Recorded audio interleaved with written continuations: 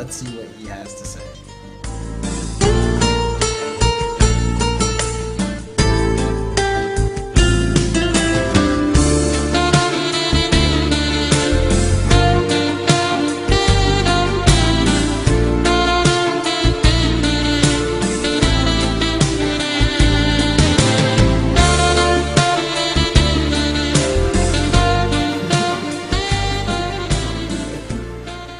Hi there. I am here with my good friend Fred Gamula, head sommelier at the Escabeche Restaurant at the Prince of Wales, and we're here to just ask him a few questions to learn about how the food pairing and the wine works around here at the restaurant. So, Fred, what is the chef's outlook on food and wine, and what kind of ingredients does he like to incorporate into the menu? Our menu here at the Princess from Chef Smythe is more. It's pretty. It's not too risque. There's some stuff that's a little bit. He always puts in one or two entrees. They're a little out there, one entree and one app that are a little more out there for the people that are a little more adventuresome. But our food is very tasty for one, but more of a crowd appeal. So we try to attract more of the masses. And why do you think he does that? Is it because you're in such a central location I think pretty where... much, Raph. Yeah, we're right here in the heart of town. Yeah. I mean, the Pillar and Post, I don't know if I should say this, they have more of a meat and potatoes type menu, and that really attracts guests, as you know. So we try to capture as many people as we can. And Niagara Lake, as you know, there's such great diversity, so many great restaurants in town. So it's a real tough gig.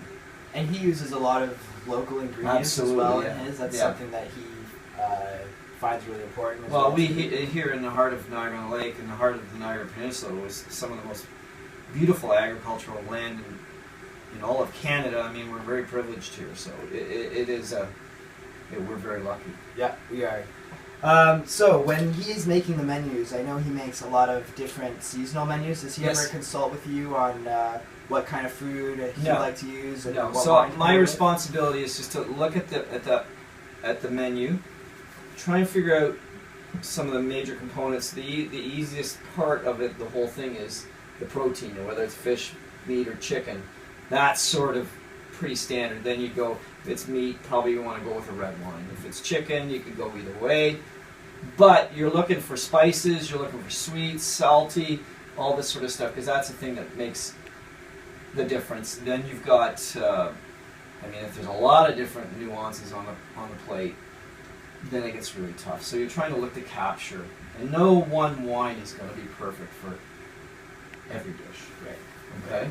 Right. And then you got to consider people's palate as well, because everyone's different. We've got such an extensive list here that how do you know which wine to pair with what food? How do you get to know the guest first before you recommend the wine? I always if they don't know right away and there's some confusion, my thing is I say, what are you drinking at home?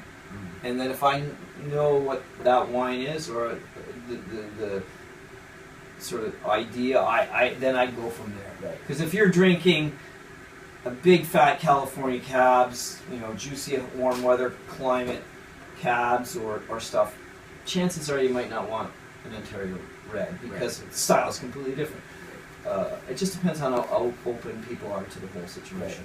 Okay? Yep. And so the chef puts out, he'll do a tasting menu for the staff before, and does he like to hear feedback from the staff, or what's the point of doing the tasting menu first? Is it so the staff can sell it, or is it so that they can give feedback? More selling. More selling? Yeah, because he's already established what he's going to do. I think for the most part it's already in the works, all the ordering process and everything. They might tweak it a little. Sometimes I know that they'll run out of something, like something all of a sudden doesn't become available. He has to think forward to seasonality, maybe especially on fish and stuff like that. Right. So once we do he does the tasting for the staff, that's pretty well set in stone. Right. Okay. So now moving back into the wine section, your section that you manage so well here.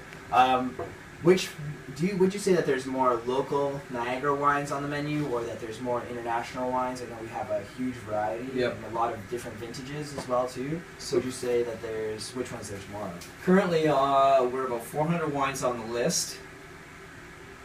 About 20% of that is Ontario, of that whole thing, and then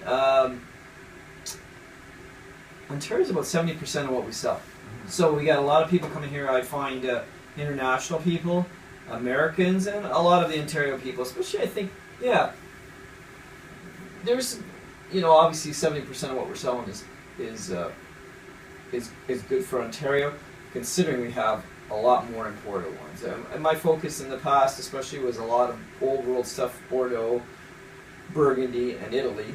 So we're sort of winding that. We're trying to decrease our size of our cellar right now. That's great. Well, thanks for your time, Fred. That was easy. It was a pleasure, man. A pleasure getting to This know guy's you. a great guy, by the way. Thanks for the glass of wine. What do we got here today? That's that looks like a Pinot Noir from Burgundy. Wow. So that would be 100% from the region in France that does Pinot Noir. They're noted for their Pinot Noir. You sort of look at the color there. There's a little bit of lightness to it, a little bit of clarity.